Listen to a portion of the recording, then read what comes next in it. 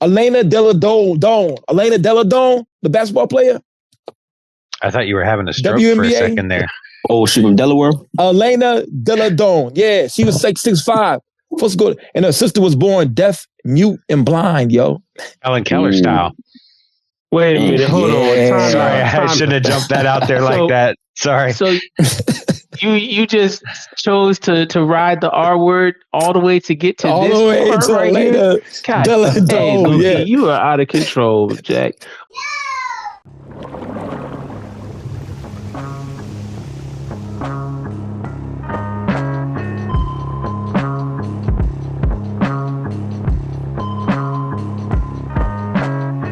Here we go, yo. Everybody. How's everybody doing? The Knicks out the playoffs. I'm bummed. I'm sad. I'm not on suicide watch, though. I'm not. I swear to God, I'm not on suicide watch. I'm okay.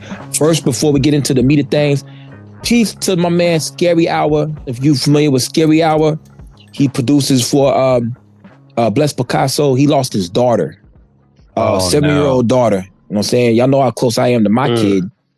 I can't imagine how that feels. You know what I'm saying? Yeah, so big up to Scary Hour, big up to Bless Picasso and everybody over there in that camp right there. Pray for them, keep them in your prayers. Know what I mean? Man. Boom. Yeah. But other than that, it's episode 167 of the Motherfucker the Biz podcast. We got a real special guest on here. Primo Jab, how you doing? It's actually 197. 90. I don't know why I wrote 67 down on the page. 197. I've been doing good every numerical week. Dyslexia. Yeah, really? I wrote it down again. I don't know. Yeah. But he flipped it upside down, but it's all right.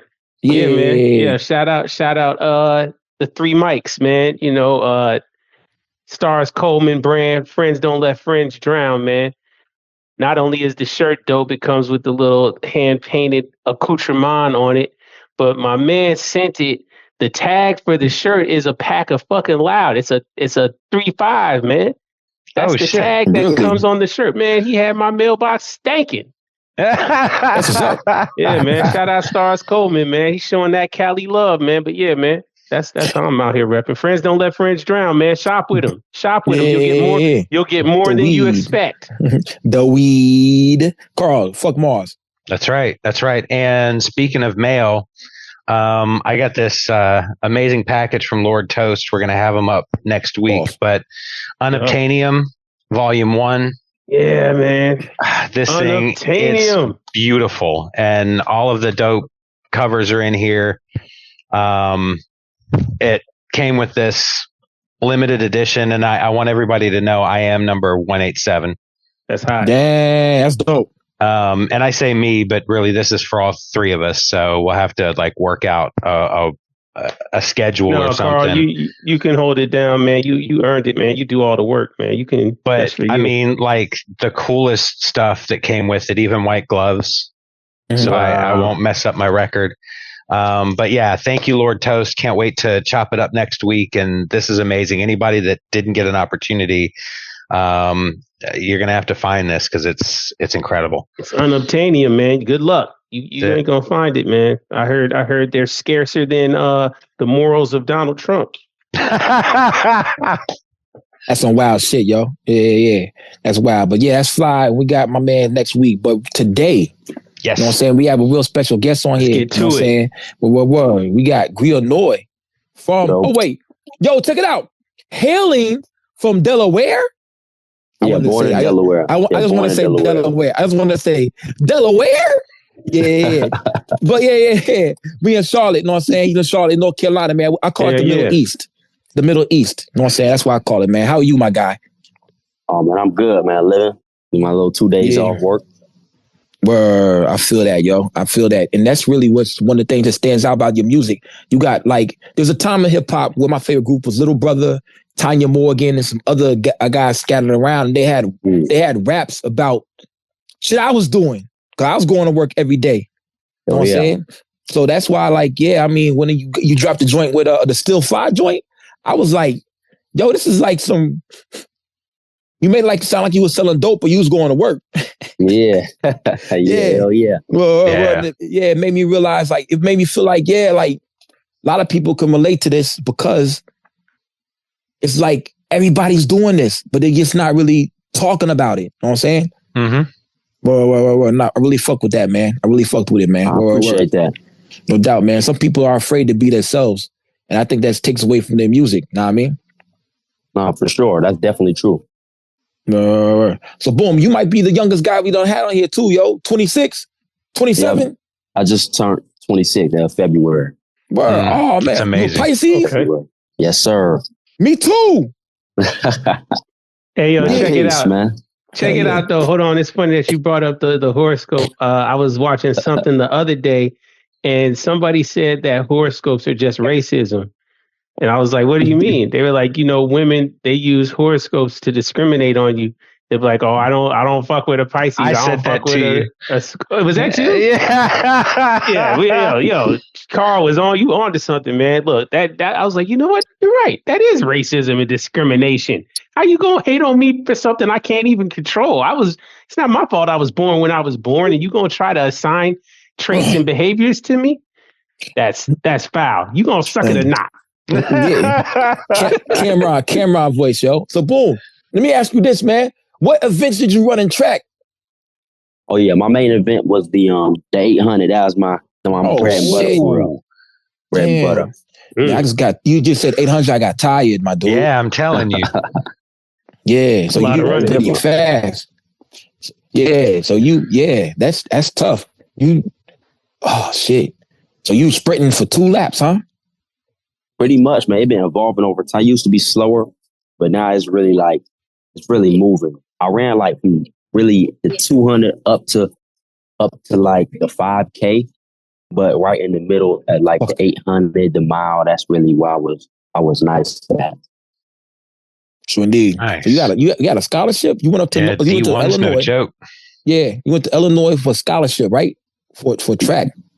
Yeah, so I was running at SIU. I know he brought up Carbondale, man. Shout out to Salukis, man. Yeah, shout out my Salukis, man. Main Street, what's happening? Yeah, that's peace, man. Yeah, man. That was wild when I saw that you was out there, man. Not too many people know about Carbondale. Yeah, it's small. But after the first 3 years, I ended up transfer. I finished up at North Carolina A&T. Okay. Oh, you went to A&T. You a Ram, huh? Ain't that the Rams? Yeah. Oh, that's the Ag. Oh, you talking about Winston-Salem State. That's the Rams. But okay. I'm an Aggie. I graduated at Aggie. Little coach situation brought me out to a different school and all that. Don't you hate that, man? You a high class talent, man. You got people recruiting you, bringing you places, huh? They like, I need you for my program. Yeah, they believe in you, man, for sure. So we do, yeah. But I hate that though. I kind of hate the fact that like where the coach goes, you go. Like it's like, but they believe in you. These niggas really believe in you to keep their job. You know what I'm saying? Not for real.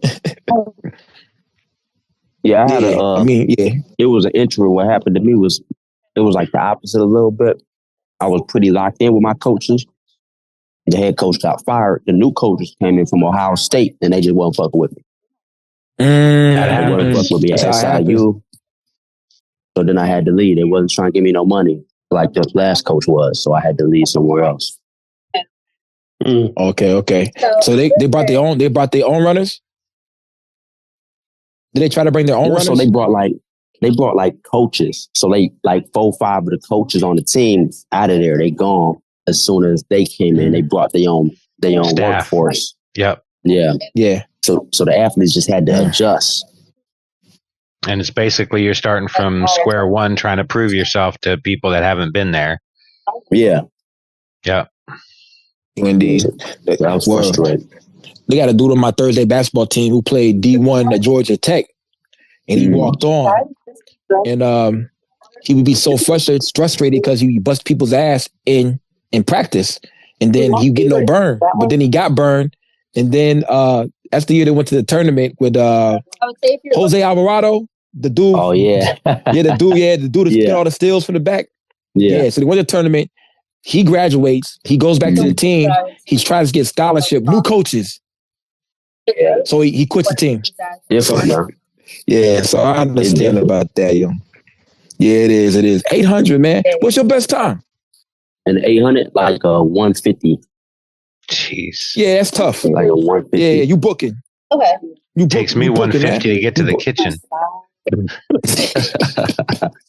Well, I ran that bitch in 201, man, and I was like the slowest nigga on my relay team. You know what I'm saying? Oh, that's smooth. Yeah, that's not too bad. You almost, the 2 minute mark. That's that first big barrier. That 2 minute mark. Yeah, that's the first big. Yeah, I never broke. I never broke the 2 minute barrier, yo. Well, I never did. But they was running like 159s and 158s. Yeah. Okay, yeah, that's still that's solid. Yeah, but I'm still. You think? But 3 seconds is a long wait. Yeah. That is people. Yeah, it is, yeah. So yeah, if they're running all these 158s to 159s, I'm 201. That's my best. I'm like, yo, this is pretty far away, man. True indeed. Do you bring some of that competitive element in your music? I know you do. That's a stupid question. Yeah. But yeah. Oh yeah, absolutely. Yeah, you can hear it. Yeah, absolutely. Yeah, absolutely. I'm trying to kill something. Hell yeah, man. Yeah, I heard you say you. Sure, I'm trying to kill something. I heard you was sparring with the other YNs. I said the YNs respectfully. You know what I'm saying? Yavi Darko, Ja King. You know what I'm saying? All y'all motherfuckers, yo. Boom, yeah. Y'all got old souls. Even though we ain't old. You know what I mean?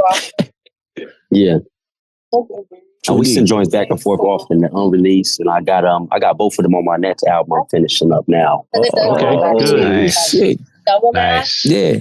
That's a good little crew to have. Right there, yo. You know what I'm saying? Mm-hmm. Because y'all busting shit up. You know what I'm saying? Yeah, y'all all got that same energy. Y'all definitely approach the mic with some good flames, So that's a good thing. Somebody else you be dope rapping with, I feel like, is Vega. Oh yeah, we've been building. We ain't seen no tracks yet, but we've been building. Yeah, he's a great dude. Yeah, and honestly, just I'll tell you, I'm 26 years older than you are. So, for me, when I see cats like you and Ja King and Javi out here just representing this style of music the way you do, makes me super proud and super optimistic for the future of this lane. It's great that we've got dudes in their 30s and 40s that are doing this, but how long are they going to rap for? And I need it to keep going. And when you produce the type of work like you do, I'm good. I know there's going to be stuff not only from your camp, but also all those that get influenced by your talent. So I'm super happy.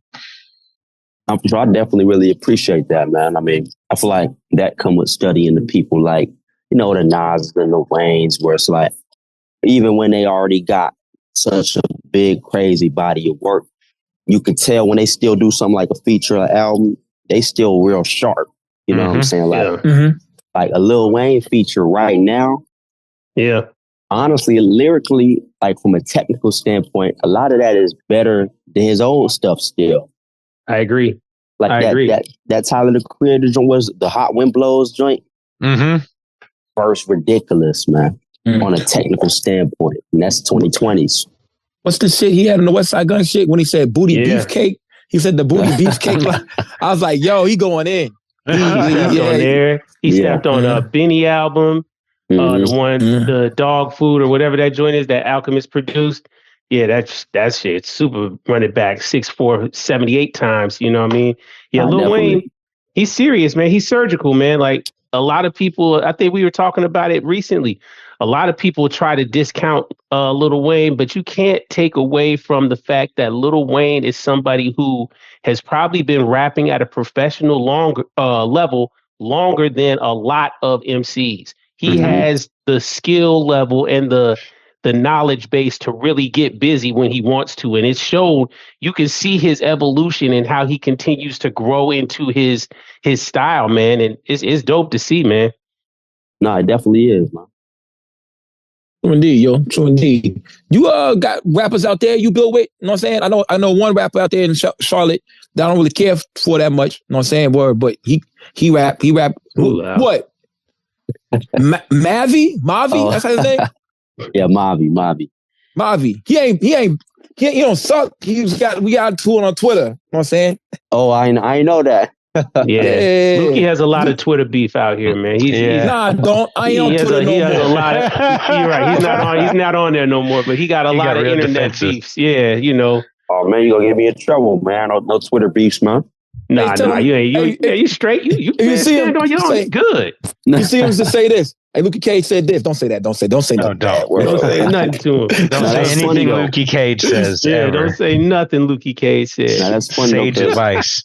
I see him around. We never built on no music before, but ironically, so we the same age. We went to the same middle school all 3 years. Oh, wow. Okay. That's crazy. He just was rapping way before me. I didn't start rapping till he was rapping in the scene already. Yeah. So I was just late. So we never really connected like that. He was in honors classes. I was bad as hell. So I was in some other classes. So he wasn't in the same classes. Different paths. So indeed. But yeah, he's doing his thing, man. Yeah. He's doing the rap the Winkle. The rap what do you say? The rap Winkle. Oh, yeah. Yeah, the rap the Winkle. Yeah, he's adding extra D's in there. The rap the Winkle. Pause. No extra D's. No bumper cocks over here. Y'all missed y'all ain't here off camera, yo. It's about the Cubs baseball celebration, whatever. Horrible. Anyway, word. Yeah. In my opinion of your rap style and rapping, you know what I'm saying? It does seem like you a seasoned individual, you know what I'm saying? But it has been like 6 years. Yeah, about 6. You know 6 piece. That's what's up. Yeah, so I'm fucking with it. So when I realized you was I didn't really know what you look like. When we had Sean Links on the joint, you know what I'm saying? What episode was that?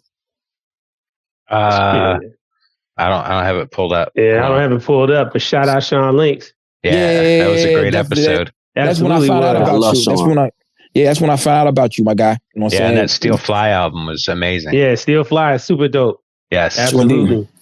So indeed. Now you got this new album coming out. What's the new one called? Oh yeah, the new joint is called Tears of an Apostle. A little bit more conceptual, like conceptually. Yeah, I don't know how to explain it. I've been trying to figure out the best way to explain the album, but just more raw expression for it. Sean Links produced it, or you got new producers? Oh, so this one is gonna be the first joint I dropped since probably 2022. They got multiple producers on the same album. Okay, so I fucks with it. I'm gonna have maybe 4 or 5 so far. But Sean Links ain't on this one, but we are cooking a different album for another time. Me and Links, but just me and him on a different joint. How'd you bump into Links, man? Like, I mean, is just from being out and about in Charlotte, or like how'd that come about? Because y'all got great chemistry together. Yeah, it was more so. I said I started rapping late, right? I was at SIU, so I was studio, and then I was on the track team. So when I started writing, I would just post Instagram videos. I would just rap. I wasn't in the studio before. I would rap to Instagram. I call it Sundays. And I post every Sunday a freestyle. And he found me through, people we posted, we connected online. Come to find out he from the North Carolina area. And over time, what happened? Yeah, hell yeah. And then over time, what happened was I developed the Still Fly concept on my own. And I had decided he was the producer who got the production sound that I think matched the concept. So I reached out to him about it. And we kind of just kept it moving from there. Yeah, the shit's rugged. So it again, like I said, y'all chemistry is great. You complement each other. The production that he brings to you, or that he gave to you on there, it fit like a glove, man. And episode 128, by the way. Thanks, Carl. But yeah, I mean, you rhyme again like a seasoned individual, somebody who, I think it's your confidence. I feel like probably you got that from track and competing at a high level, that you kind of know the approach that you want to take, because it doesn't drop off. I mean, you spit with a degree of difficulty that, people have to develop, but you might be a little prodigy almost, man, Yeah. And I want to add to that too, because, I think one of the most difficult things for any vocalist, whether it's rap or singing or stand-up comedy, is finding a unique voice. Yeah. And you have that as well. So, you merge this great skill with your penmanship. and then add this incredible flow to it in a completely unique voice. And so you stand out instantly. Like, when I heard Whole View for the first time. Okay, yeah. And that's several years ago. And still, you just had this swagger to you. Like, you own that shit. Cold Feet is another one. You know what I mean? Yeah, that, definitely. Yeah, again, that just displays that energy. But yeah, go ahead, Lukey. What do you have to say? Boom. Okay, just like Boo Boo and the other rappers in our lane. You know what I'm saying? There's a lot of guys in your shoes, in your predicament, of your age, and people around you are not rapping like this. What brought you back or brought you to this? This is like what you always wanted. Because sometimes it's like when people first start rapping, if they don't make beats, they have to find the beats. What made you find this lane? Man, that's an interesting question. Now, think about it. I always been, and this might help just from a schooling level, right? I always really been, actually, this is a better way to a good angle for it. I always been a student, especially with words. So for me in particular, my whole family is actually a family of writers and speakers and orators and all that. Nice. So, right. Yeah, I'm the youngest. So it's like, okay, growing up, okay, my dad, New York Times bestselling author. Yeah, I forgot you write books. Yeah. Yeah, my mom she worked at the Charlotte Observer. She worked at the Delaware Joint, the newspaper editor. And my brother, a sports writer, my older brother. So it was like, I'm growing up, I'm 6 years old. My dad, he gave me $2 to edit the punctuation in his New York Times bestselling book, before it's out. I'm like, all right, I get to make $2.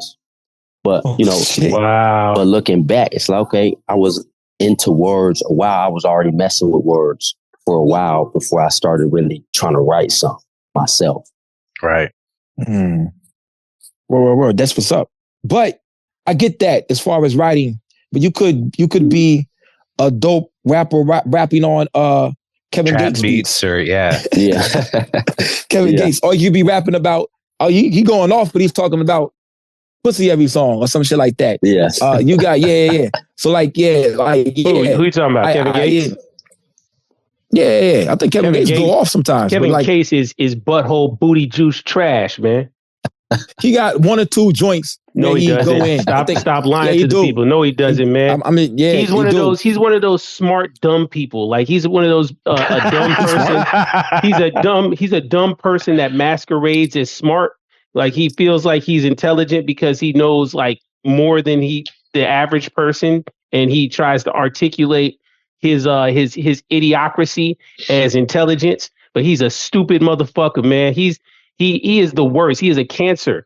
I can't stand Kevin Gates. Let me rephrase that. He sucks. But anyway. Wow. Yeah.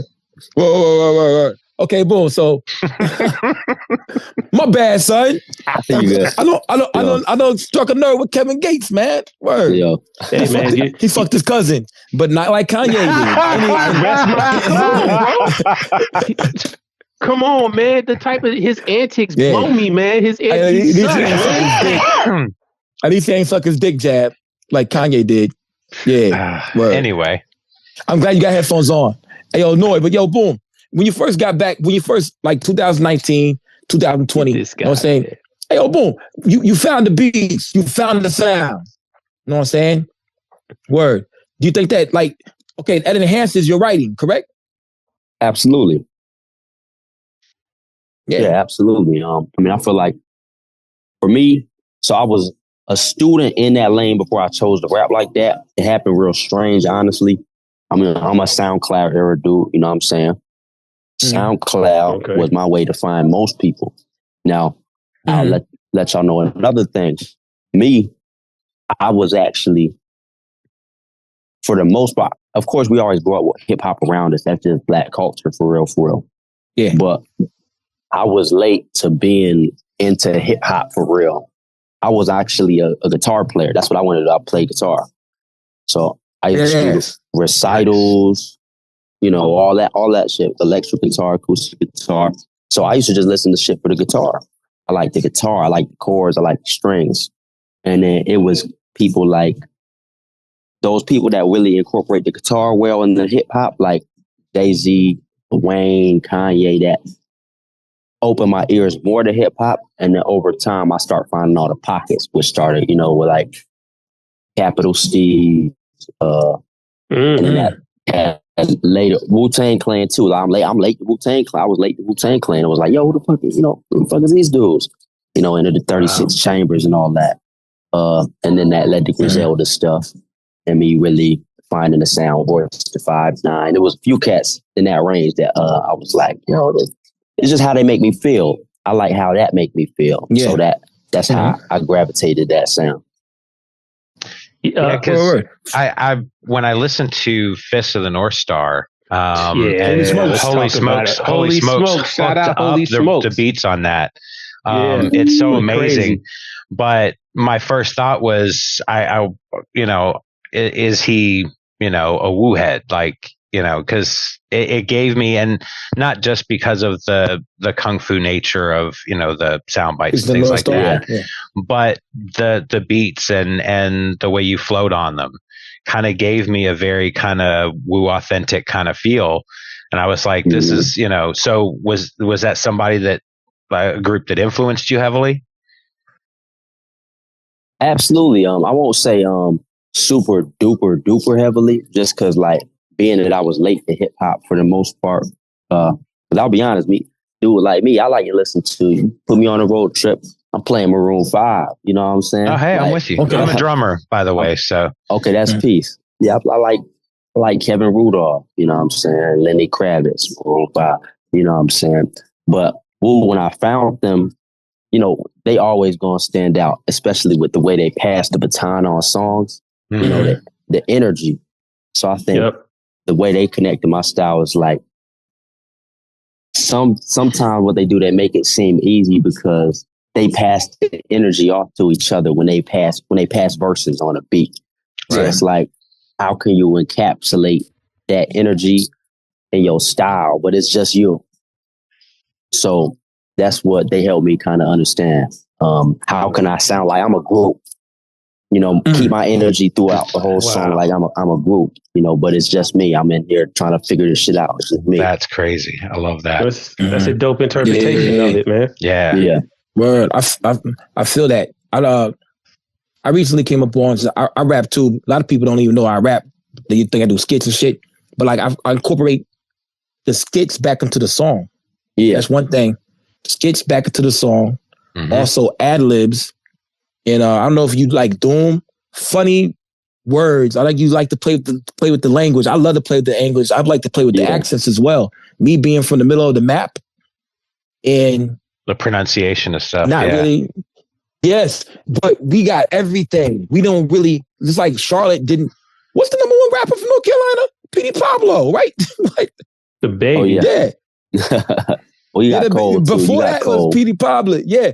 Yeah, before that it was Petey Pablo. Yeah, Petey was Pablo. Like the number one guy. So like, boom, we had Nelly, but that was like when I was getting out of high school. So playing with the English language, I like to play with the words. Pause. You know what I'm saying? Yeah. Put the skits back into just making it action packed, putting crashes in there. Boom, automatopoeias. I love automatopoeias. Just trying to make the song more, I don't know, watching the episode of the show. Yeah. Yeah. Well, word. Theatrical. Is that right? Yep. Yeah. Hey, yo, today I spelled the word tools wrong in the group message and Carl crucified me. No, you were saying that we were talking about someone needs to become a billionaire. And you were like, I can start the Pro Tools, but you said the Pro Tolls. And I'm like, you can't even spell the Pro Tools. That's why we need billionaire friends. Yeah. Give me some money. You know what I'm saying? Well, give me some money, man. That's crazy, man. Boom. So are you like an anime head? You like watch anime? It's really bugging me out. You like Maroon 5 and you can play the guitar. This is all shit that, yeah. So do you like anime or like action like that? Kung fu shit? Oh yeah, I'm a fiend. I love anime, but also I did grow up with my dad playing the kung fu movies. You know what I'm saying? All them joints. Even the man with the golden arms, five deadly venoms, all that type of shit. Yeah. Mm-hmm. Yep. Okay. Yeah. Yeah, that's all our shit right there. Yeah. So boom, let's do a top 5 real quick. Top 5 animes. Mm-hmm. Go ahead. Do that. Yeah. Just all time, just what I mess with. Yeah, just your favorite. Yeah, with you. With whatever you like. No matter what nobody else like. Okay, you got to put the One Piece in there. Okay. One Piece. 3,787 episodes of One Piece. Mm-hmm. Nah, definitely. It's worth it too. I'm all the way caught up. I watch it every week when the new one come out. Oh shit. Okay. Hell yeah. But also Hunter x Hunter is crazy. I'm gonna put that in there. On the cerebral level, Death Note joint on a cerebral level when I first seen it was crazy. Death Note, yeah. I was bugged out. Hunter x Hunter was like, but Death Note, even though no one's getting beat up, I was like, damn, this is pretty dope. Yeah. Yeah, I like the thought process, like getting in the dude's head. I really enjoy the cerebral joints. What else I gotta throw in there, man? I gotta throw in a new joint. It's called How to Pick Up Girls in a Dungeon. That's real slept on. I'm right. Luke and I both right. Pick up girls in the dungeon. I like the main character. He just be going through it to get nice, basically. Sometimes the main character at some point he get too strong or nobody can take him. So he be getting beat down until he can handle it. You know what I'm saying? Yeah. Arm cut off, leg broke.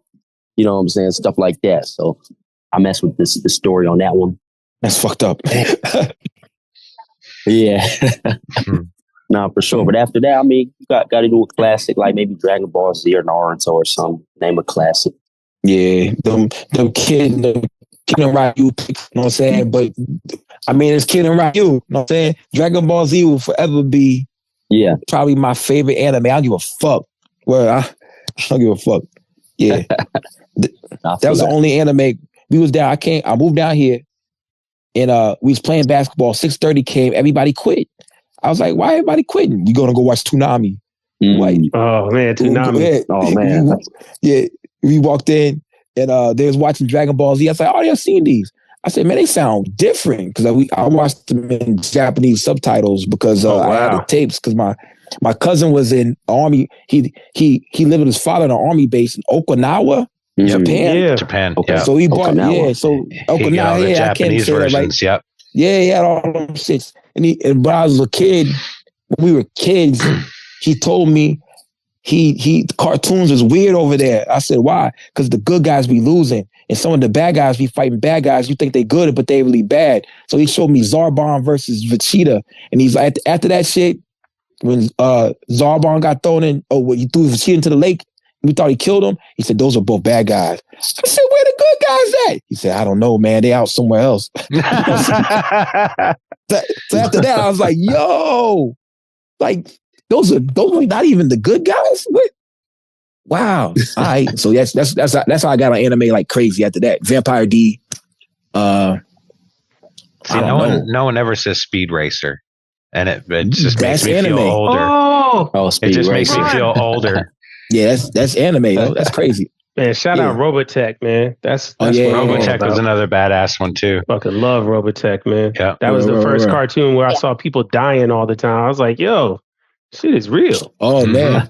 Attack on Titan. That shit bugged me out. Everybody everybody. I was like, yo. What the Holy Grail sagas, the Holy Grail joints, where you had to get the Holy Grail and they sacrificed the humans and shit. It was like Cage Stimuli. The Fate joints? The Fate joints. Oh, okay.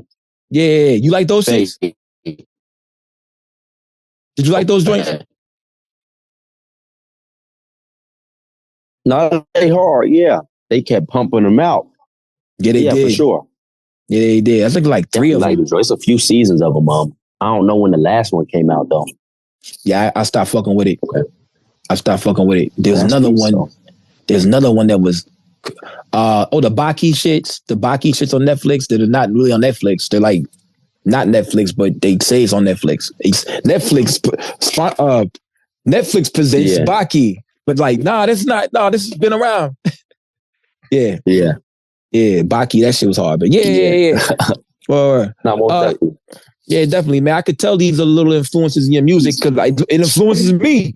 You know what I'm saying? So that's why I say when all the YNs in our lane got like an old soul. Oh, is it father in the church? Is your dad in the church? Oh, by any chance? Yeah. Nah, not really. He just be I heard you don't like on profanity. Yeah. I heard you don't like profanity or like that. Oops. Oh, okay. So for him, one, he don't really like the N word for real. But other than that, he think on a very commercial standpoint. So for him, he'd be like, if he want to use it for this, and that, he can't use it for all that stuff because he feel like it's too many words he got to bleep out or change. So just do it clean is the perspective he has on it. That's real. That's real. Well, sorry, Papa Noy. You know, I mean, I use the King's language often. I say curse words to keep my blood pure. I don't really use the N word too often myself. I do, but not really. But yeah, man, I feel very strongly about things, and I feel like there are certain words that the good Lord has given us to describe our strong feelings. Indeed. Yeah. And your pop, not to be funny, is probably... For sure, I feel like to stay transparent when I rap. Yeah. Oh, no, I was going to say, just to be transparent, rapping, like, sometimes when you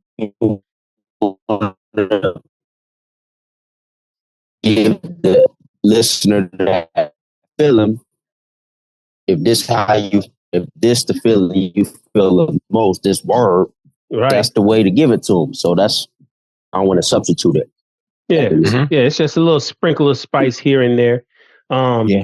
Personally, like I say, I mean, when I rhyme, I don't say nigga too tough just because I feel like it's an empty word. I feel like it's a word that people kind of have used as a crutch. I like to try to expand my vocabulary and use different words.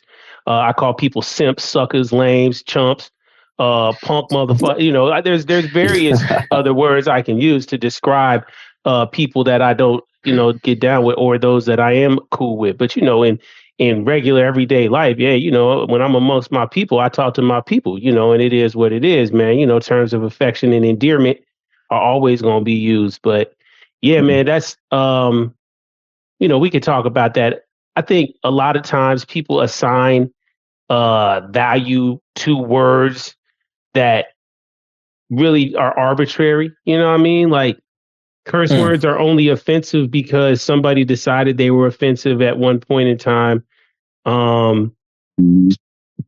It is what it is. We can, I'm like you. I like words. I'm definitely a fan of the language and trying to flex the language and molest and abuse the language in certain points. You know what I mean? Yeah, it's fun, man. It's fun. Like like it's great, I think, to be able to describe one situation using a whole entire other set of words, but people still understand exactly what you're saying. Absolutely. That's why I love hip hop. I mean, that's what MCing is about. Is about regionally back in the day, before everybody had this kind of universal sound. I think it was always dope to listen to people who were from Cali or who were from, the Midwest, who were from Texas, who were from, the Upper East Coast, from the South, New Orleans, New Orleans, exactly. And hear their different slangs and everything they were saying. And you still got it. You still understood, or you had to listen harder and be like, okay, oh, wait a minute. You had the context of what they were saying. And then they say a certain word. You're like, oh, that has to mean this because the way he's saying it, that's like when we say this.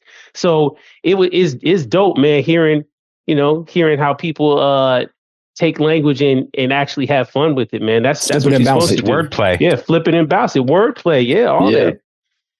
It should be fun.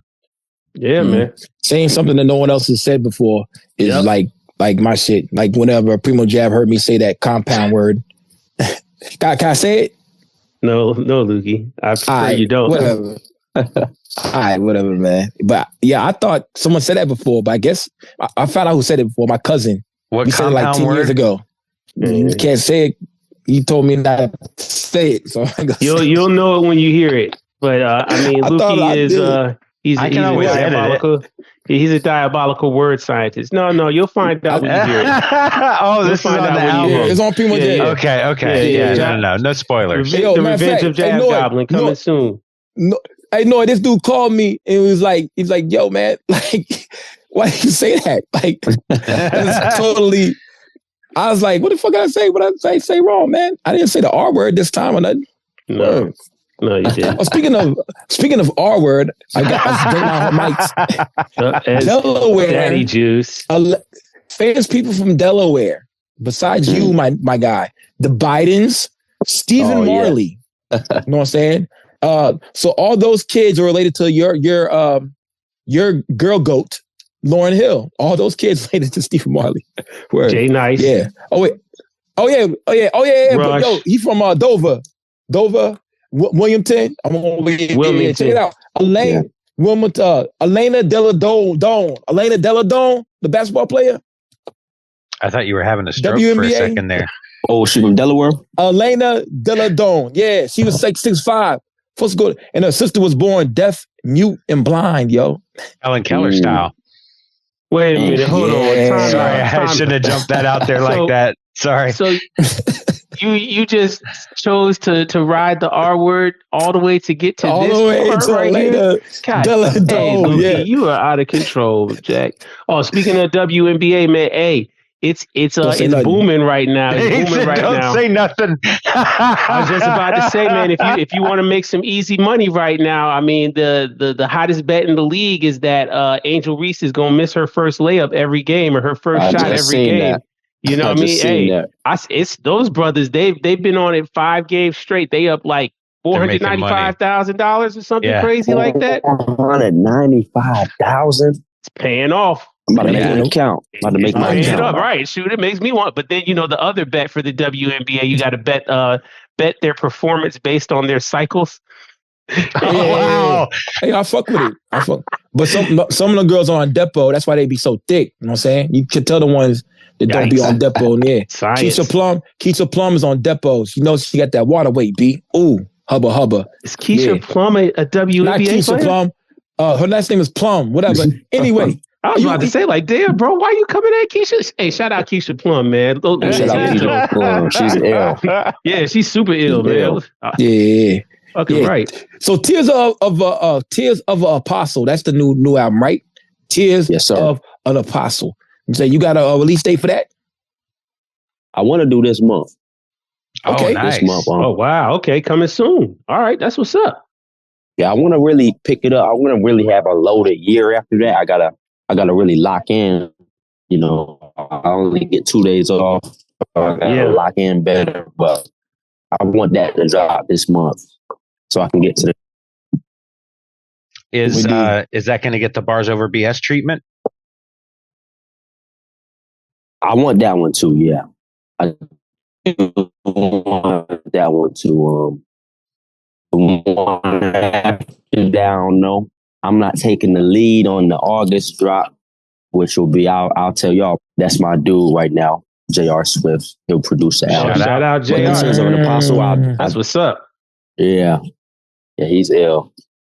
Shout out to J.R. He sent me, shit to blow the speakers out, man. No, that's good, man. That's a good stamp right there. If he rocking with you, I mean, that just goes to show that you rapping at a high level, man, that you got, that man wanted to get busy and, craft with you and work with you, man. So that's dope. True indeed. Yes, that's the dude is in that shit. Pause. He's a good dude, man. Yeah, he's in the. Don't leave, JR. We need you, man. We need you. Don't leave the game. Nah, don't leave. Yeah, but he's definitely got like. That's crazy. Yeah, I talked on the phone with him about that joint. Yeah, man. He said he was. He ain't leaving no time soon. Man. He ain't leaving. Okay, now I can get it. Like I feel like he probably was like I want to focus on my family. I know the man just had a shorty, so priorities change once you have kids and everything. So I get it. But yeah, man, no, we need that dope, bro. You can't leave us out here I like that. I can't now. I'm glad that I know now I can look forward to, you and him have a project coming out, because it's been a while since he really blessed us with a whole dope ass project. So this is gonna be exciting, man. This is very exciting times. The summer heating up. It's gonna be good. Indeed. I remember we asked him was the what's that guy's name? The said, did you produce the Post Malone West Side Gun joint? He said he didn't say no. He said oh, that was good. So if y'all go back and watch that, because I was trying to see if I don't know. I still want to hear that song. I'm trying to find what episode it was. Yeah, Carl, we definitely, gave you man. a new gig, Carl. Now you're the archive master. You got to go back through the issues, man. Back issues searching. Date DiVincenzo from Delaware as well. Oh man, shout out DiVincenzo, man. He's a real baller. Salute to him. He was putting in work, man. Mm-hmm. He was definitely putting in work, man. He's better for the Golden State Warriors. He's better for the Knicks than he was at Timberwolves. They're gonna trade him. Back to the Knicks though, maybe, and get Giannis. You in the sports other than I know you into a lot of stuff, G. Like, yeah, you a multifaceted motherfucker. Forgive my language, man, but boom. Do you like sports too, other than track? Honestly, man, I don't watch too much. For me, my ADHD start getting active, right? So when I watch stuff, I rather would just play it. So for me, I watch track because that's the only one that's not gonna make me want to run. You know what I'm saying? Like, I'm not gonna watch track and want to run, but I can watch. When I watch basketball, I want to go hoop. I'd just rather go to the gym. But if I watch football, I'd rather go on the street, throw the football. So I fuck with that, man. What's up? Whoa. You saw that kid Quincy Wilson this year? Quincy Wilson? He cold. Yeah. That is insane though. To run like a 44 and 43 at 16, 17. He cold in the 800 too. He run an 800 too? He cold in the 800 too. Dang. I'm not like that. Yeah, it just made me feel tired thinking about running this shit. My thing was 300 hurdles. You know what I'm saying? Okay, 300 hurdles. I'm familiar. Yeah. I actually was going to go to Lincoln University. My dad's alma mater to run track, but I said, fuck it, and ruin my life and moved to Atlanta. Yeah. Word. I ran at 39. I was 7th in state. And okay. Yeah. But you know that 38 is still like so far away from the first place guys. Like, fuck, I'm not that far behind, but seconds is forever in track. It's embarrassing. Yeah, it's like, damn, man, I'm that much slower than these niggas. Fuck. Word. Yes, I get it, man. So boom. Tears up. Issue 112, J.R. Swift. Copy that. Yeah, 112. Thanks, like the singing group. God, it took me forever. I kept passing it up. Yeah, deep, man. Shit, we got a lot of episodes. Yeah, man. Hey, man, we just happy that, we here for 197. But also, just like Lukey was talking about earlier, man, and Carl too, that's why I reached out, man, back when I did, man, because like the energy that you got, and as far as the youth, man, we gotta keep on bigging you up, man, because it's very exciting and very good for the culture to see that people such as yourself are organically coming into the culture and doing their homework and then deciding, hey, this is what my contribution is going to be, and it's of the same pedigree that got us to this point, man, that people want to embrace, man.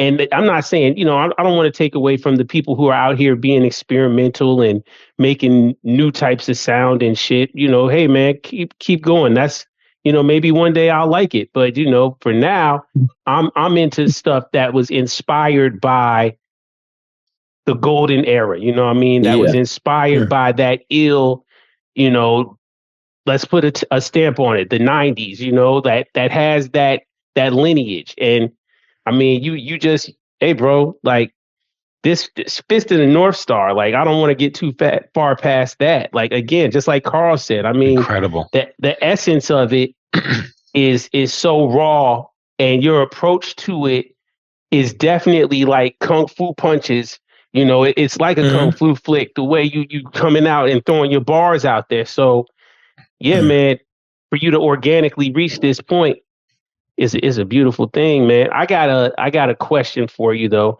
Okay. What about Outkast? You fuck with Outkast, since you're talking about you like guitar, you're a guitar player and you into instrumentalization. I specifically asked you that, like, have you ever heard Funky Ride? I haven't heard that. Oh my God. Well, my brother, you have picked the right guy to talk to. Your homework is to listen to Southern Playalistic Cadillac Music, the first Outkast album. Okay. It is a classic. It is a classic front to back album. But not only that, there's a song on there called Funky Ride. Okay. When you play that, you're going to end up playing it probably 7 times in a row. Mm-hmm. Just based off of what you said you like. Since you said you like Lenny Kravitz and all that, yeah. Check that out, man. Because that's, and not only that, Andre and Big Boy on there rapping like insane people.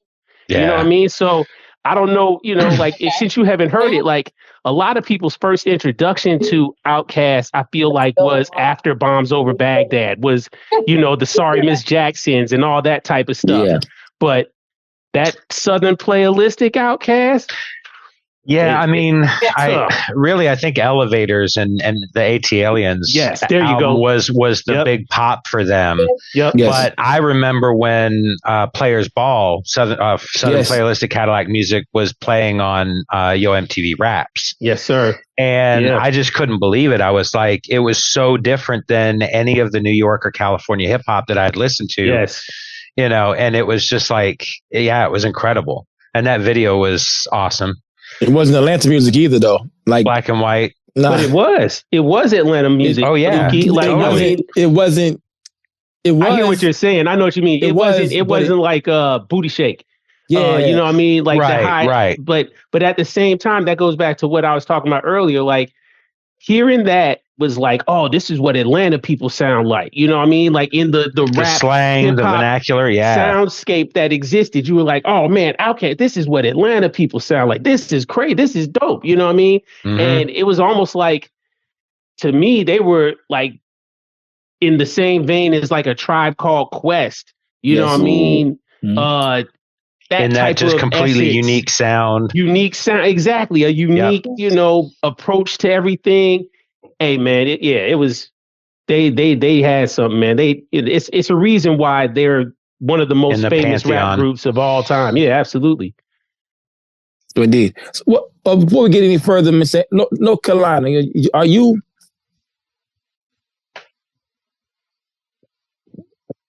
My question is this right here: are you really focused on like an international type deal, or are you focused on say? Your sound, saying that you got like international sound. You know what I'm saying? Is that kind of Mavi? He has like international sound in North Carolina, but apparently he has a big fan base in North Carolina right there with that sound. Correct? Oh yeah, for sure. One thing about it is like I'll say this. One thing about like Mavi, right? A lot of the people that's like 26.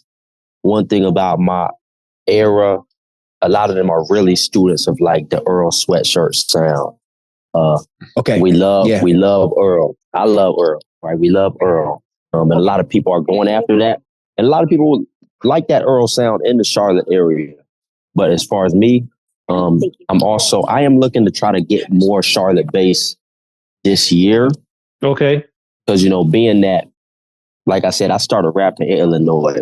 So it was interesting because I had to overcome that, right? Because it was like coming back to Charlotte, I was the track guy. You know what I'm saying? I was, Noy at the, you know, that he just run track. So I got known, my music was spinning in Chicago. When I came to Charlotte, it was like he run track. So I had to come over to her. I'm not running no more. So I had this transition my music to North Carolina. Yeah. So this year I'm trying to do more of that, but I never thought about it of like a place by place thing. More so of like you know, that underground sound. Well, now it's underground. It used to be mainstream. That golden era sound. Right. Now it's more underground, but that sound is pretty international, you know, because of people like Wu-Tang Clan. But I think of it more like whoever liked that sound, you know, given wherever they may be at, they usually gravitate to it. So far, it been working like that so far. I got beats from dudes will hit me from New Zealand, Japan, you know, that type of stuff. And be like, yo, that's crazy. I got a beat from a dude. I had to put his shit in Google Translate to know what he's saying. He's Japanese, bro. He was Japanese. I didn't know what he's saying. And he sent me a crazy ass beat. I said, damn, hip hop. He can't speak English. The beat, them 808s don't have a language though. You know what I'm saying? The beat don't have a language. You know, so he speaks hip hop. Yeah. That's dope. Yeah, I fucks with that right there, man. God dang, yo. That kind of threw me off. I had another question going into that shit. I was like, yo, you had to put it in the Google Translate the Mandarin? The Mandarin? No, it's Japanese. No, Japanese, Lukey. Chinese is Mandarin? Mandarin is Chinese. One dialect of Chinese. It's one of the various Chinese languages. I got something for you then. They're cousins. Go ahead. Yeah, kind of, sort of. But anyway, so this fucking guy, Carl. But man, so like speaking of the North Carolina and busting back in the scene, like, do you have any plans? Like, I mean, I'm new out here. I just moved to Charlotte. I've been out here for a year. So I'm still trying to find like where the scene is, you know what I mean? Like I happened to bump into Jamonte. I was at the Charlotte Blast or something, you know, the little art walk they had up in Uptown. And I happened to see him up there, and I bumped into him shooting videos around town too. But like where is the set at, man? Like where are people performing? Where's the, you know what I mean? Like, is it, I don't know, like, is there a side of town where there's some record stores or something where, you know, I'm liable to bump into people, or, you know what I mean? Cause I don't know, like I move around a little bit, but I'm not seeing too much culture, you know what I mean? Yeah. I mean, I'll say I don't get out too much myself. I'm kind of a hermit. Okay. You know what I'm saying? But there's pockets I like to be in because I like the energy. Like usually the underground sound comes where you got to attach it to something with Charlotte. Like the underground sounds and areas they come with where the nice thrift is at, where the nice vintage is at, where the street vendors is at. Like, you know, like the Noda area on a good weekend where you got people, they spray painting Tommy Hills in the street, you know, stuff like that. And they'll sell them to you, custom Tommy Hill figures and stuff. Camp North End got got a nice little record store there now. That's still building up. I wouldn't recommend that as much. But as far as venues, one venue I know the Underground, like it's called the Underground actually. Underground, the Fillmore. Yeah, a lot of Charlotte dudes, they just kind of around. I'm just now starting to really network more myself with the dude, Mike Digi. I'm doing an album with him in Charlotte. He's a producer, my dude, Mike Digital. Okay. Outside of that, he works with Jamonte a little bit.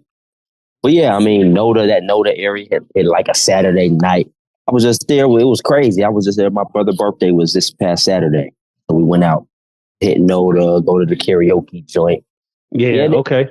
It's kind of separated. Like it's a drive. You might have to take a drive from one place to get to the next pocket if you choose to go to one, you know. But nah, they around. Noda, I would recommend that. Yeah, the Underground, that type of pocket. Okay. I'm just saying, if the two of you hook up to do a show, I'm driving out. So I'll go. I'll call and pause. That's something I really want to look into. You know, I want to find a venue up here because there's definitely some talent up here. There's definitely people up here, man. You know, I'll put a bill together, man. Put you on there, Jamonte, Sean Links. You know what I mean? That's a heavyweight lineup right there. You know what I mean? Yep. Shoot, I'll open. You know, that I'll be an opener, man. Let me get 15 minutes on that mark, man. I know a pretty good show host. Yeah. Oh, yeah. Shit, yeah. I might know a guy. You know, he says a lot of foolishness, but we'll put him in the mix. Oh no, I meant me, guys. Word. We can both do it. Pause. Hey, yo, man. I got the question. That's the question, Noy. Hey, man. I don't know what the fuck Earl be talking about, bro. He be saying. I thought we were gonna get past that. without incident. Hey, yo, I like the Earl sweatshirt album. I tell people this all the time. That's one of my all-time favorite shits. Yeah. The first shit. After that, not so much.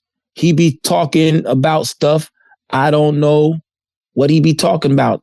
See, Blackfoot, Indian. That's one of my favorite shit. Him and the Maccabi shit. See, Blackfoot, Indian. Yeah. Word. Yeah, but I don't know. I just can't get into the new Earl, man. The shit with Alchemist, I'm just scratching my head like, yeah. What is he? But am I wrong? Or what am I missing? Do I have to be high? Like, can you explain to me what y'all like so much about? Yeah. High five. I think it's an interesting concept because I think a lot of what people like about it is the abstract. I feel like okay, the younger Earl, he used to be a little bit more direct. Yeah. Right. The new Earl, a little bit more indirect. And I feel like that's kind of, I always bring up his situation, how he blew up, which was crazy. Right. His mom shipped him to Africa or whatever. Yeah. Some island in the Pacific. Yeah. It's like Earl, he basically was in Africa for discipline and he blew up without wanting to. You know what I'm saying? He blew up. Yeah. People are like, oh, Earl, he in Africa in whatever military school, whatever it's called. So it's like, I feel like when he came back from that, he just had a different understanding, a different way he wanted to express after that, of like a little bit more abstract, wanting to say things while you're not saying things, but you're still saying things, if that makes sense. Exactly. But like, yes, sir. I think the abstract of like being able to, first the feeling of like the soulful feel, but also the feeling of like, my phone about to die. I think I'm still good. Okay. The feeling of like, being able to determine what he said, what he means for yourself. Like, how does this apply to you? You know, right? Like the way you see an art piece and they like, fine art. Yeah, they don't call it nothing. But what you see is like, well, I see a woman, and the dude like, I see a bear. There's a bear right here. Yeah, that's kind of how I see Earl. But hey, hold on, before you say it, Earl is a South African. That's his roots. But he was sent away to boarding school for at-risk teens in Samoa. God damn. Okay. Samoa. Yeah, man. Exactly. That's what made it crazy. Yeah. That's wild. Okay. One of the albums that I love most dearly that disappointed me so much, Supreme Clientele. Supreme Clientele, when we thought he was saying the most dopest slang ever and we understood it, then Ghostface came and told us it didn't mean anything. That hurt my feelings. That's a lie. I think Ghost was just trolling. I think he was trolling too, because it made perfect sense to me without being high or nothing. Yeah, he says too much ill shit on there that makes sense. That again, using words to describe things with like using different. Yeah, man, no way. He's just trolling people, man. He had to be. It's from the John McEnroe rock and rolls. Shorty got knocked in a receiver bleeder. Portfolio looking pants. Something I don't know. But anyway, so if you recommend this to me, Noy, because I understand what you be saying. I know you view rap as like art, and when you put it on the wall, somebody's interpretation of it is their own interpretation after you put the art out. I get that. I understand that.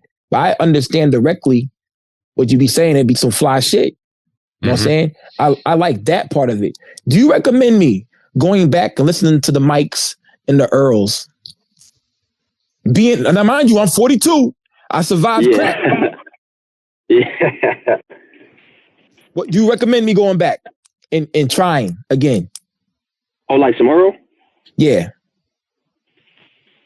I mean, at the end of the day, because art is subjective, you know what I'm saying? You might just not like it. Okay, so cool. That's okay. You know what I'm saying? That is okay. Because being that you did make a point though too, just for saying that, you know, you 42, you survived crack. A lot of the young generation that spin Earl, they got a different mentality. It's not really a different drug. Yeah. different drug too. Yeah, some Molly or some shit. Yeah, they didn't survive the crack. They survive other stuff, or maybe they didn't survive.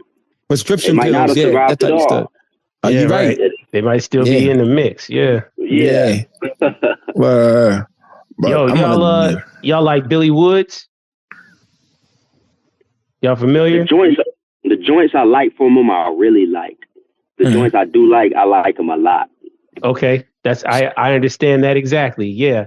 You said it best. I'm the same. Yeah. The things where I feel like are just awesome. I'm like, yo, who is this dude? But then the other joints, sometimes I'll be like, yo, who is this dude? What is this? You know, but yeah, exactly. That's kind of how I feel. Earl and Mike. I feel like they're all in that same kind of universe. You know, they go crazy when they go crazy. You're like, yo, what is this? But then sometimes you're like, yo, what is this, man? You know. No, most definitely. I think the best balance of that era and that group is like the Navy Blue. I don't know if y'all listen to Navy Blue. Yep. I don't fuck with Navy Blue. But dang, see, I think you just might not like that. I get exactly what you're saying, though. Ain't Navy Blue the dude who was at the show and he stopped and meditated for like 5 minutes? He probably did do some shit like that. Yeah, I was like, yo. Yeah, I ain't fucking with that, man. I ain't fucking with nobody meditate for fucking 5 minutes doing a show. Do that shit before you motherfucking get on the stage, man. He might have been off the the Super Mario pack or something, man. You know, he had to take a moment and recombobulate. The only way that I'm cool with that is if I served them. Wow, Lukey. All right. If I served them, it's fine. Word. But if I did it, no. Yeah, but he has some joints too. He got some joints. I can't front. Navy Blue got some joints, but I ain't down with that meditating shit. Give me a top 5 of the guys that you would work with. It could be dead or alive.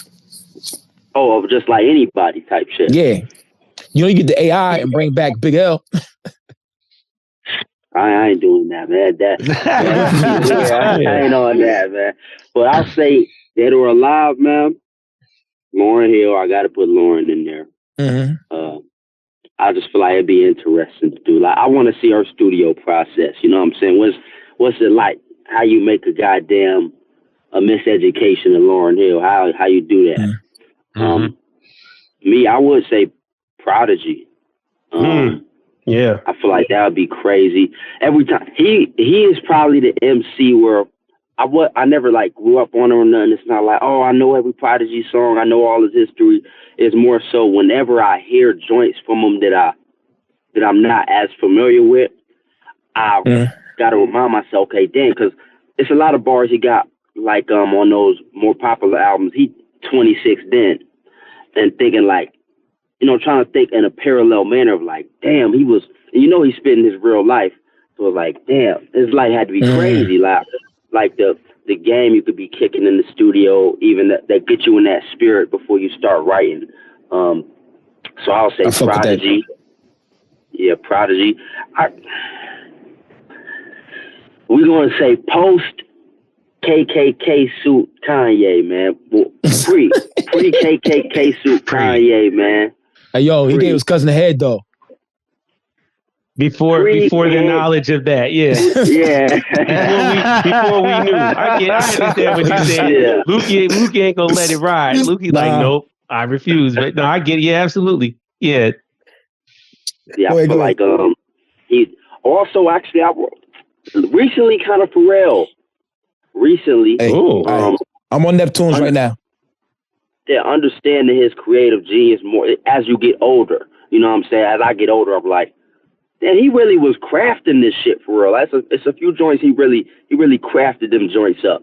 Mm-hmm. Yeah, Chad. Shout out Chad Hugo. Shout out Chad Hugo too. Yeah, you can't forget Chad. Absolutely. Yeah, but last one I might throw in a Big L. Now that is a jewel. I was born 10 days after he died, so that's would have barely missed that window of even that overlap. So 10 days after Big L got killed, boom, I was born into the earth, man. So I would say Big L. Yeah. Crazy. That's a righteous list, bro. That's a real righteous list.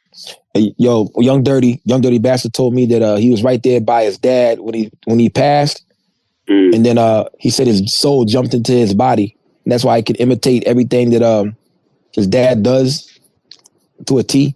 Yeah, you think you Big L reincarnated, my dude? You think he died and he like jumped into it? Yeah, you think Big L might have jumped in there or something, son? I wouldn't go that far, but I say I might have caught some of the particles, man. There you go. As a pastor.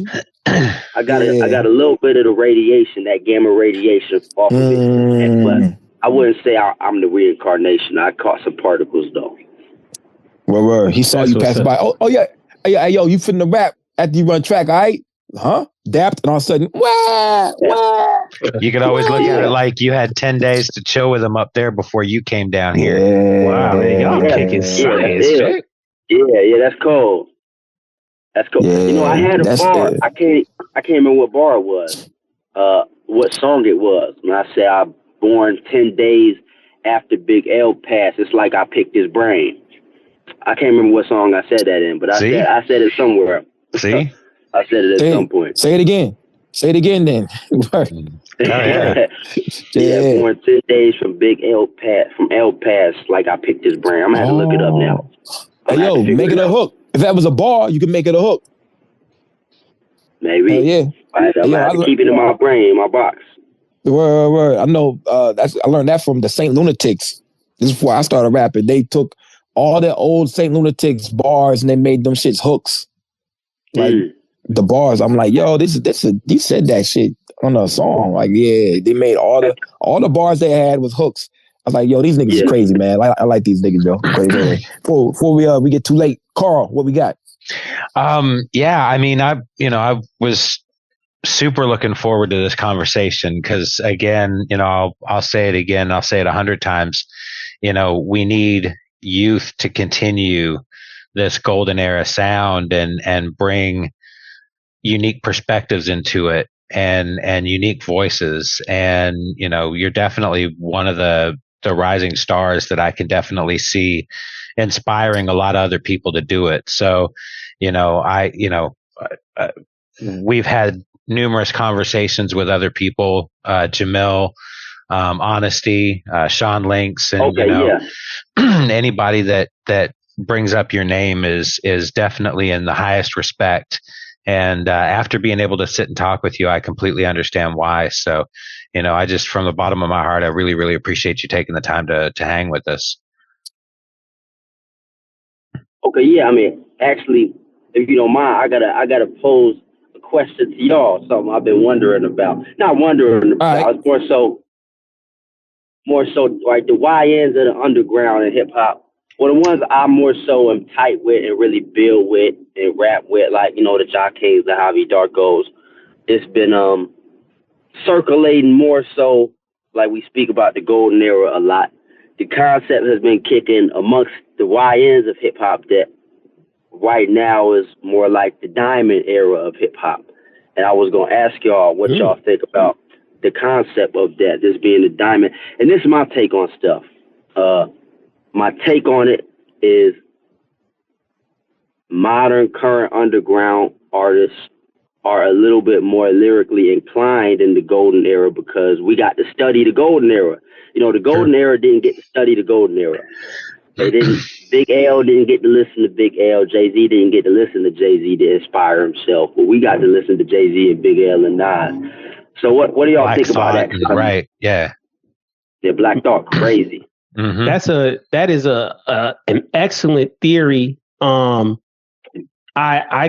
agree with I agree probably 99% of that. You're absolutely right. I feel like this era has benefited from having the library of the previous eras to kind of study over, pick over, be inspired by.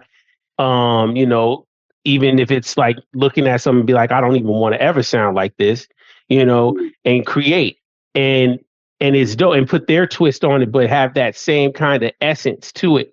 I say 99% because that era though, let's say 92, 3, 4, 95, they were inspired by people in like 86, 87, 88. Yeah, Cool G, Big Daddy Kane. Yeah. You know, these were people that were spitting, man. Like they were Rakim. Oh yeah, you can't go like Rock. There's a reason why Rakim is held in such high regard. There's a reason why these names are held in such high. LL Cool J, EPMD, Run DMC, like all these. I feel like they weren't inspired. To your point, they didn't have anybody who came in front of them, right? They just organically just developed into whoever they were, right? Public Enemy, Ice Cube, all these people were just Grand Poobah. All Brand Nubians, all these people were just being, you know, born into it, right? And that's what inspired the golden era. Like they were the shorties who were listening, who were going in and absorbing that first time energy. Now, this diamond era, and I love that name, the diamond era is the shorties of the grandkids, right? That essentially have this lineage that they've picked up and they're absorbing and putting their spin on it, man. And they're holding down the tradition, man. I think, hey, man, that's that diamond era terminology, man. You guys are spot on point with that philosophy. And I also like it. You know, I will say this about the golden era. It was also about the break into mainstream and the fact that, you know, it became this global phenomenon, which continued to inspire people. So, you know, rap is a battle sport. It's, you know, it's definitely a competition and, you know, rappers are constantly trying to push their pen or the music further and further. And that's, you know, that's how you go from a Grandmaster Flash, you know, to a Vega 7, the Ronin. You know, it's years and years and years of competition and continuing to elevate and elevate and elevate. And I think the reason I like the term diamond is because we are currently suffocating in this underground, and yet instead of withering away, you guys like coal are being crushed into diamonds, and that's I'm with it. I'm going to anchor this like cannabis with Pun and DMX at the table. It's just like, to me, diamond cool. I get that. You got the Jordan 1s, right? How many times they repressed the Jordan 1s? A gang of times. And there's no offense to nobody. My favorite times in hip hop was like 2000, 97 to like 2000 something. It's some of my favorite times of hip hop. But the Nike ones, that's only because Nelly was around then. I could see that. No. It was Black on Both Sides, Black Star, Supreme Clientele. See? I stand corrected. All those joints. Yeah. But it was Dipset came around after that. I was Billy did Dipset in 2000s. Styles P mixtape. But anyway, Nike ones will be pressed up forever. They are not going to press up LeBron 20s after a while. Nope. So the original will always be there. The staples, you know what I'm saying? Diamond, to me, that means 10 million records. We're not going to get any more to our type of music, 10 million records maybe ever again. I hope so. I mean, that's if your criteria is the record sales, though. Yes. And okay, I'm more looking at it from a quality of hip hop standpoint. Yes, you know, from the growth of not only the bars but the music. I get that too, but some people will always think Jordan is better than LeBron and Kobe, even though statistics will tell you something different. No, I'm one of those guys. I'm a realist. I always Jordan look at it like better. You can't compare its apples and oranges. It was a different era. Yeah. But I'm always going to love Jordan. You know what I'm saying? Even though I know you guys are nice. I didn't know Ja King was young as fuck. I didn't know, my nigga. Your dad don't like to say nigga, but my nigga, I didn't know you was 26 till I saw an interview. I like, that white nigga ain't got no beard. I thought that nigga shaved. The nigga ain't got no beard because I thought the nigga shaved. Word. So I didn't know you was young. That's a compliment to you. I didn't know Boo Boo was young. I didn't know Yavi Darko and I didn't know these niggas. I didn't know these niggas were young. Yeah. So that's crazy. But that's a compliment to you all. But I'm always thinking Jamar Johnson's another one. Oh, he is. What up, Jamar Johnson? Yep. Yeah. Shout out Jamar Johnson. Yeah, I got it. Of course you do. That's what's up. Shout out Jamal Johnson, man. That's what's up. But yeah, Diamond Era. I know y'all studied the greats and shit. You know what I'm saying? But it's like I don't really necessarily like that term. I just want y'all to just be dope. Sometimes I don't like labels. Like I don't. Like I said, I didn't see y'all as. Even though I know y'all YNs now, before I didn't see y'all niggas as YNs. I saw y'all niggas as dope rappers. You know what I'm saying? Word. It's like China Street wants to be known as a dope rapper, not a girl. Y'all see that? I didn't say the B word. I'm doing better in life. Yes. Anyway, small steps. Hold on, baby steps. Buki, hold on. One thing again. You know, something you said as far as like we might never see hip hop artists or people going diamond, selling 10 million records. You know, that's unfortunately that's the world's fault, and that's something they're gonna have to hold that L. Because the business started infiltrating into hip hop and infiltrating the industry. Decided what was going to be the precedent. Now, when Outkast went diamond, because I'm pretty sure they're one of the only groups to go diamond. They did that by completely breaking the rules and just making something they wanted to make, and it was accepted. But also, they had the platform at that point to be able to do that. That was the 6th album they had put out. So people were listening. People were going to check for it regardless. You know what I mean? But also it was dope and it was different. So that's why it did what it did.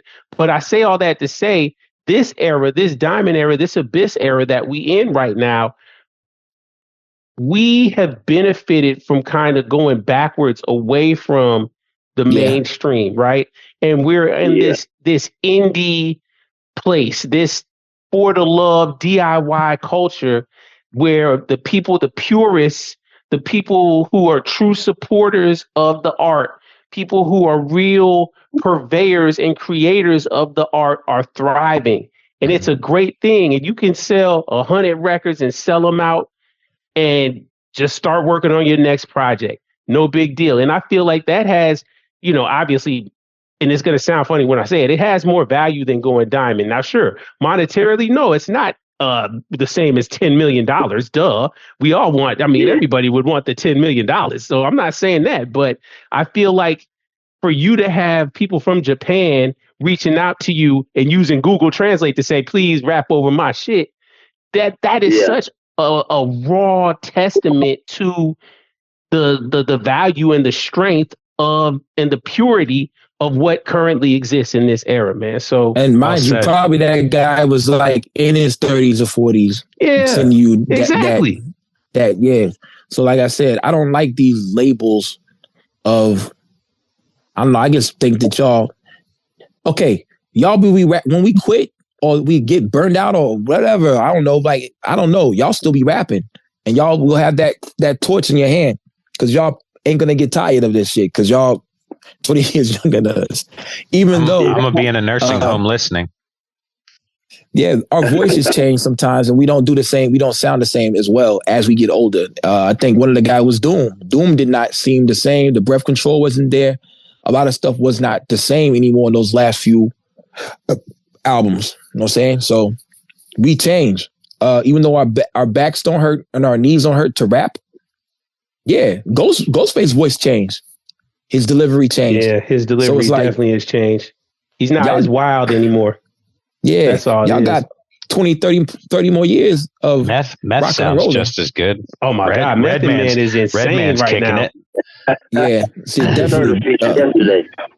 You heard that meth joint yesterday on Rome Streets? Yeah, It's crazy on that Rome Streets album, bro. It's crazy. Before we get out here, my favorite record is 10 Toes with Jay Worthy. You know what I'm saying? Word. I like. That's a big statement. That's a big statement. That's a hard song. I ain't mad at that, Lukey. I ain't mad at that at all. It is. Primo Jack, what we got? Yeah. Hey man, I don't know what else I can say, bro, other than thanks again for taking some time to come kick it with us. Again, I had to reach for you once I saw the Carbondale connection because not too many people know about SIU. And when I saw you was from SIU, I was like, wait a minute. So that's why I reached for you, man. And it was worth it. I'm so glad again that we could have you here because people speak so highly of you, man. People are very impressed with you, and they know that you deliver at a very expert level, man. So just keep it up, keep doing what you're doing. Awesome. And hey, man, hopefully I'm gonna run into you one time out here in these Charlotte streets, man. You know, we'll link up or something, man. I'm supposed to be linking with Links one of these days too. So. Oh yeah, no, say less, man. We definitely make that happen, man. Especially with the shows and all that. Yeah, I'm gonna pop out, man. Keep me in tune. And we're close enough. Part 2, when we have you back on, we'll have to do it in person. All of us. Yeah, we might need to. Yeah. Let's bring Vega and Lord Owen back. Oh, we got 2. Then Carl will figure it out. Hey, I've got equipment and we'll travel. We can do it. Yeah, definitely, man. Yeah. So thank you for coming on this joint, man. Word, I'm gonna go back and listen to Earl. Maybe. Word. I'd rather listen to your music. I'd rather listen to your music than Earl. You know what I'm saying? Word. All day. Yeah. Hell all yeah, day. Man. That's a no-brainer. Hell yeah, man. No shade to Earl, but that's not what I'm into. Also, I'm definitely into this Griot Noy. I'll tell you that though. Definitely, that steel toe. I still fly album. Yeah, I wear the steel toes at my job, and sometimes the composite toe. You know what I'm saying? Yeah. But word, you trying to be fast on your feet. But yeah, that really hit hard on me. The Carhartt criminal shit. Yeah, Carhartt criminal. Church. Mm-hmm. But he be rocking his cat hats. You know what I mean? I heard everything. Yeah. So shout out to church, man. Yeah, you definitely might need to link up with Spanish Ran or something. Aldo, Tree, all of them type of dudes, man. Yeah, you might need to rock with them. Yeah, I want to cook with Spanish Ran bad. I want to cook with Spanish Ran bad. He probably right now in my top 5 producers I like to, when they drop work, I like to listen to for sure. Yes. Yeah. Spanish Ran and Blue Azul just came out with something new that's insanity. I gotta check it. Check it. Yeah. I might have to listen to that too. The Cookout 2, before we get out of here, the Cookout 2. Everybody was up there rapping their songs. I grabbed the mic when I was hosting the show. I said, "God damn, this is motherfucking Spanish Ran concert, ain't it?" They was like, "Yeah!" Because he had so many for everybody. Joints. Yeah, so many Sauce Heights went up there and all that shit. Yeah, everybody in Blue, they did the church shit. That's what they do. The church shit, they do like that. Yeah, I'm like, love them, man. You gotta love them. I'm like, yo, I'm not doing that. I just did it. Yeah. But anyway, episode issue 197. You know what I'm saying? The hip hop is alive and well. You know what I'm saying? In good hands. Yes. You know what I'm saying? Word. But don't do that celebration that the Dodgers did. And don't bump cocks. We'll see y'all next week. Peace. Peace.